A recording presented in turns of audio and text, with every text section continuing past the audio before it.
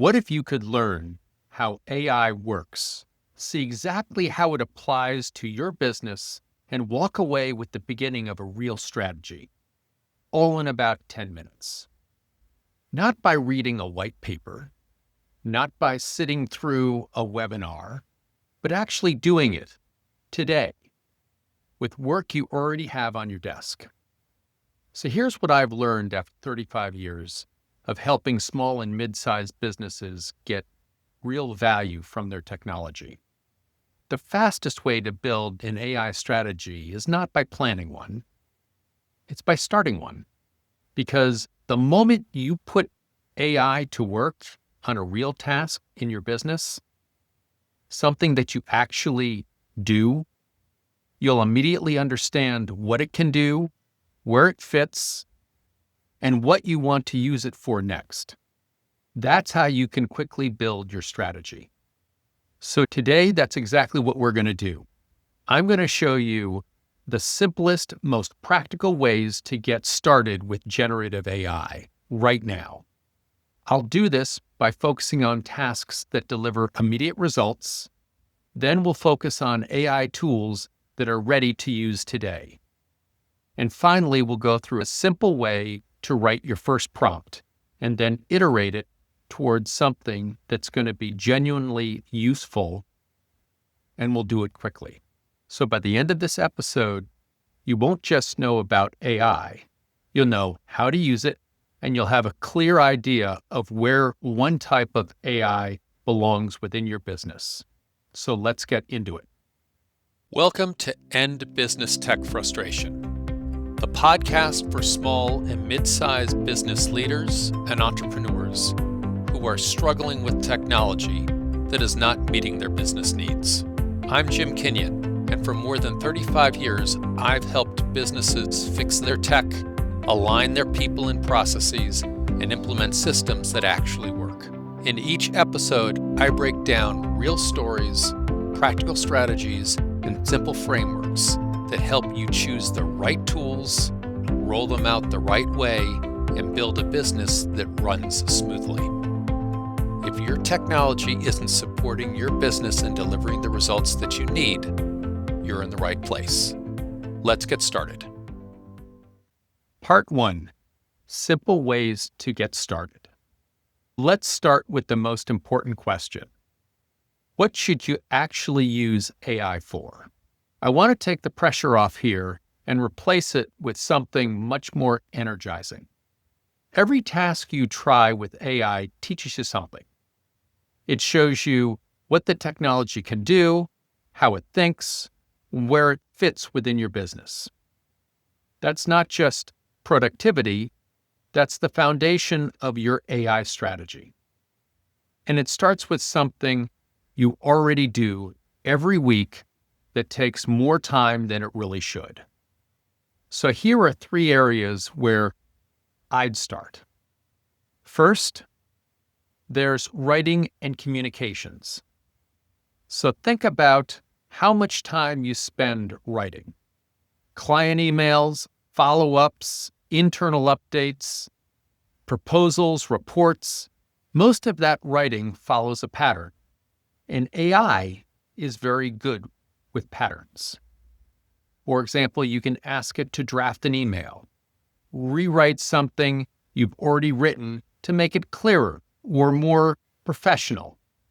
You can ask it to summarize a long email thread or a document you just don't have time to read carefully. Or you can create a first draft of a proposal or report that you can then refine. So you're not replacing your voice. You're just giving yourself a starting point instead of a blank page. And that alone can save you a significant amount of time every single week. Second are meetings. How much time do you spend after a meeting writing up what was decided? Who's going to do what? What the follow-up emails should say? AI can do all of that for you. Or you could paste your meeting notes into AI and ask it to turn them into a clean summary. You can ask it to pull out action items and next steps. You can ask it to draft the follow-up email. So 5 minutes of work has now become 30 seconds. Third, brainstorming and problem solving. This one frequently surprises people. When you're stuck on a problem, a pricing decision, a communication challenge, a process that you're trying to improve, AI can be a great thinking partner. It won't make the decision for you, but it will generate options, which will push you to think in different directions that you hadn't considered. And it can help you to get unstuck faster than staring up at the ceiling. So these 3 areas, writing, meetings, brainstorming, are where I'd start. Not because they're the only things AI can do, but because that's where the time savings are immediate. The learning curve is low, and the results are visible right away. So 2, the tools. Now, let's talk about where to do this work, because one of the things that stops people is not knowing which tool to use. Now, honestly, it doesn't matter which one you start with. They all have many similarities, and what matters is that you get started. So 4 of the most widely used generative AI tools for tasks that I've just described are: first, ChatGPT from OpenAI. This is the one that most people have heard of. It's a strong performer across a wide range of tasks, and it's a great general purpose starting point. Another one is Claude from Anthropic. This one is particularly well suited for longer documents, nuances in writing, tasks that require careful and thoughtful responses. Third one is Copilot from Microsoft. So if your business happens to run on Microsoft 365, Copilot is built in directly into Word, Outlook, and Teams, as well as several of the other apps. So if you already use these tools, this may be your fastest path to get started. Fourth, Gemini from Google.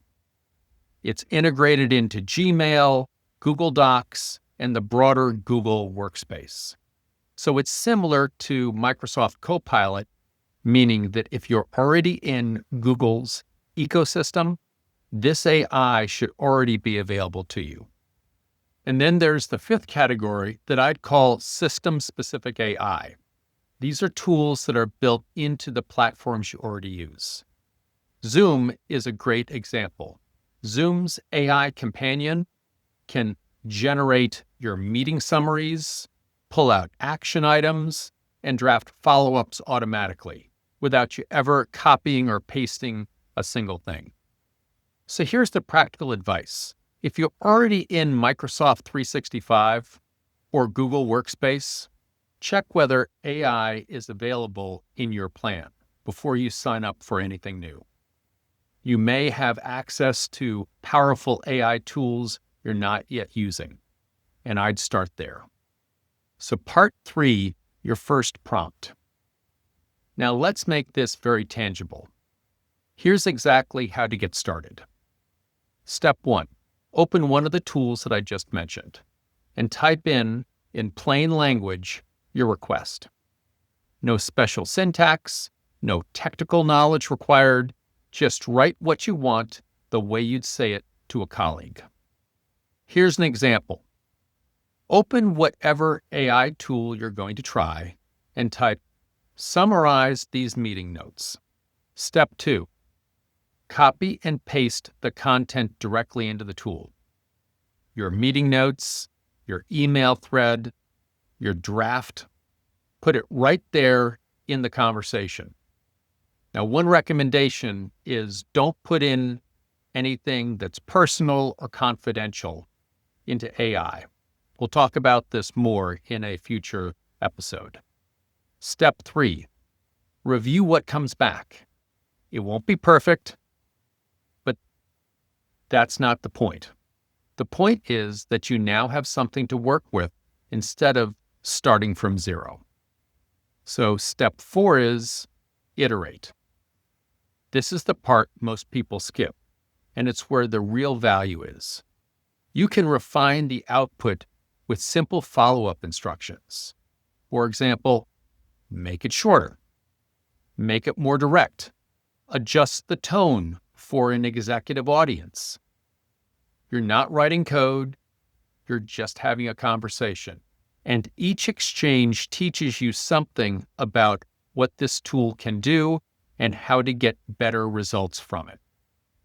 You don't need a perfect prompt. You need a first prompt.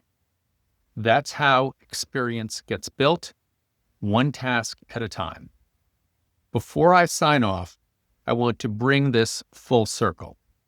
At the top of this episode, I said the fastest way to build an AI strategy is to start one. So here's your move. This week, pick one task from what we've covered today. Write a prompt and see what comes back. Iterate it once, and that's it. And as you do it, pay attention, because what you'll notice about how AI responds, what it gets right, and what you have to adjust, that's your strategy starting to form. Now, here's what I know after 35 years of working with small and mid-sized businesses. The leaders that get the most from their new technology are not the ones who plan the most before they start. They're the ones who get started and let experience shape their direction. AI is no different. Every task you complete, every prompt you refine, every result you get, it all builds your instincts. And your instincts are what turn a first step into a real strategy. AI is not going to slow down. And the gap between leaders who are building experience with it and those who are waiting is widening every month. You don't need to have it all figured out before you begin. You just need to begin. And now you have exactly what you need to make that happen. Thanks for listening to End Business Tech Frustration. If you enjoyed today's episode, subscribe or follow the show so that you never miss an insight. And if your business is struggling with technology that doesn't support your goals, connect with me on LinkedIn. I'd love to hear how technology is impacting your business, whether it's good, bad, or just downright painful. Remember, your technology should empower your people, strengthen your processes, and make your business thrive. If it's not doing that, I'm here to help you get your tech right and to get real value from it. See you in the next episode.